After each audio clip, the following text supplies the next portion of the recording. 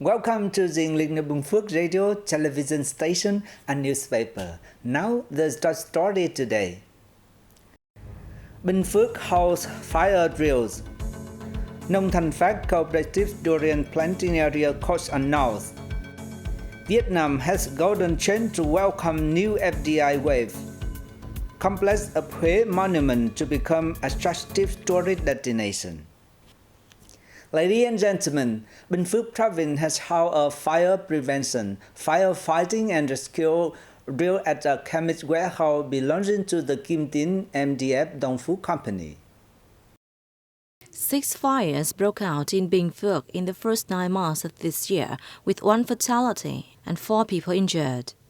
Property damage were estimated at about 15.9 billion dong.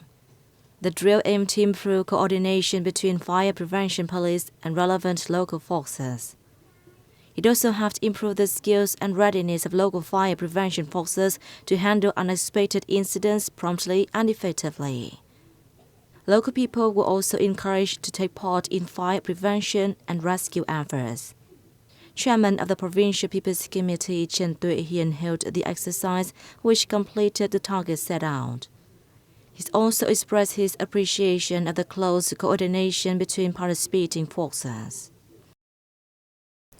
The Vietnam Federal Front Central Committee's chapter in Dong Phu District in Bình Phước Province, in coordination with authorities from Tân Lập, Tân Lợi, Dong Tiến, and Dong Tâm communes, presented cattle to needy local households. Each family received 1 cow worth 32 million dong. The most reproductive was selected by the Vietnam Fatherland Front Central Committee chapter in Dong Phu District. Dong Phu District is striving to have nearly 80 low-income families escape from poverty this year, including 20 ethnic minority households. To achieve this target, the district has utilized 10.6 billion dong to support farmers with means of production, vocational training, technical transfer, and housing construction and repairs. The People Committee of Phước Tân Commune in Phước Riêng District, Bình Phước Province held a ceremony recently to announce a durian planting area code for the Nông Thành Phát Fruit Cooperative. China's General Department of Customs approved the code, which allows the Nông Thành Phát Fruit Cooperative to officially export durians to the Chinese market. Located in Phước Tân Commune in Phú Riêng District, the cooperative cares for more than 70 hectares of durians, half of which boast an average yield of 20 tons each, while the remainder are still under construction. China issuing the planting area code to the cooperative is significant, with the fruit not only meeting standards in new generation free trade agreements, but also helping local agricultural products reach international markets.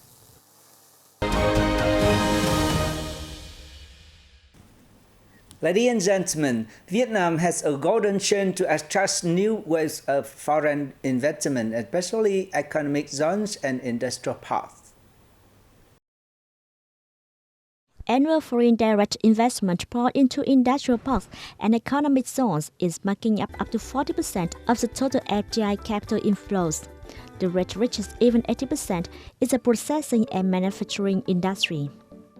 Vietnam is currently home to 403 industrial parks and 44 economic zones, which have become key magnets for domestic and foreign investments. Economists said to welcome more investment, industrial parks and economic zones need not only good infrastructure and excellent services, but also assistance for investors. To do that, they in turn also need support from the government. Besides, the economy is bouncing back quickly after the COVID-19 pandemic, with one of the fastest growth rates in the region, ensure major balances and curb inflation. Favorable conditions provided for industrial parks by the government will facilitate investors, and difficulties facing industrial parks could also directly or indirectly affect investors, experts noted.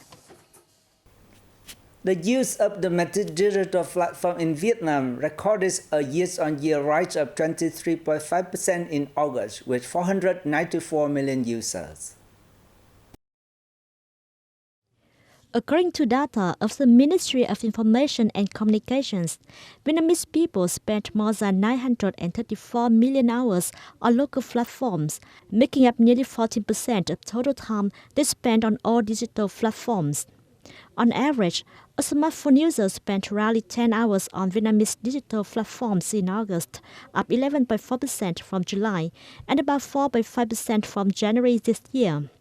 5 local platforms reported more than 10 million users monthly, namely Zalo with 75 million, followed by Zing MP3 with 23.6 million, Momo e-wallet 19.6 million. Digital platform users on mobile devices have been on the rise as the number of new app downloads hits about 312 million, surging 19% compared to that in July. With this momentum, Vietnam is projected to maintain the 7th place in the number of new app downloads globally. Such night tours to religious and heritage sites are becoming increasingly common. They are still considered a new concept compared to regular day tours. In Hanoi, two offerings to receive major attention in recent times are night tours to the Thăng Long Imperial Citadel and to Hoa Lo Prison.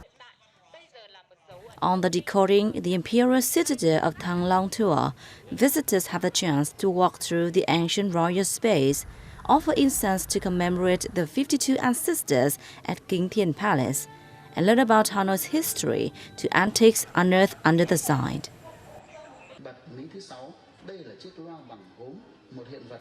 At Hoa Lo Prison, meanwhile, the Sacred Night to Live Like Flowers tour allows visitors to learn about Vietnam's heroic history, with plays staged depicting the strong spirit of revolutionary soldiers and especially female prisoners. Night tours to Thăng Long Imperial Citadel and Hoa Lo Prison have received a warm response from local and foreign visitors. Following on from the success of these night tours, other relic sites in Hanoi such as Ngọc Sơn Temple and the Temple of Literature Quốc Tử Giám have been planning to expand their evening activities. Indeed, there will soon be a night tour of the Temple of Literature Quốc Tử Giám to stimulate tourism development in parallel with preserving and promoting Hanoi's traditional cultural values. In the 30 years since the complex of Huế Monument were honored as a World Cultural Heritage by UNESCO in 1993, the Huế Monument Conservation Center has posted many important achievements in restoration work and promotes attractive tourism, further becoming a destination not to be missed on a holiday to Vietnam. With a history of more than 200 years, Thái Hòa Palace, or the Palace of Supreme Harmony, is the most important venue in the Huế Imperial Citadel. The Huế Monuments Conservation Center is currently implementing a project preserving and restoring palace relics at the site under a scientific and methodical process. Cẩn Chánh Palace, complex of place of audiences, and Đại Cung Môn Palace will also be restored shortly to return the appearance of the Imperial Citadel to its former glory. Many policies have been introduced in recent years to find resources for preserving and promoting the heritage value of the complex of Huế monuments. Nearly 200 works and items have been restored and embellished. The locality has also relocated thousands of households to protect the monuments.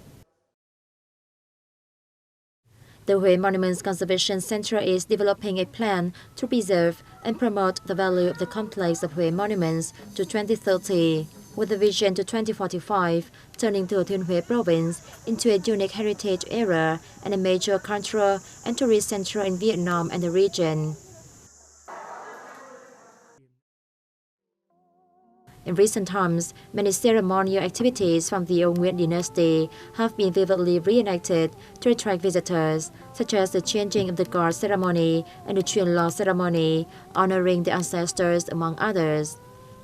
The Imperial City Night Street, which is open on weekends, has also helped the complex become more attractive for both local and foreign tourists. Ladies and gentlemen, Hoàng Su Phi is a rural district of Hà Giang province in the northeast region of Vietnam. Hoàng Su Phi is famous for its rice field terraces. Aside from being a natural wonder, the fields are a reflection of the hard work and inventiveness of local ethnic groups.